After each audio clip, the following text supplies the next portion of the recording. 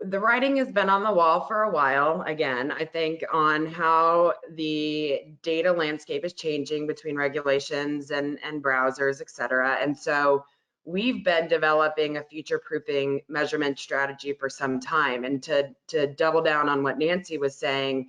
it was a primary reason why we partnered up with Analytic Partners to be leveraging the commercial mix models, because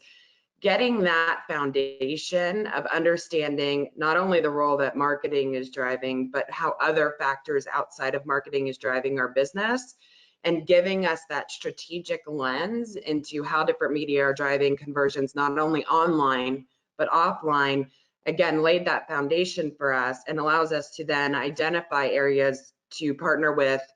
the digital ecosystem partners, Amazon, Facebook, Google, on specific areas where we want to drill in even further and do additional testing.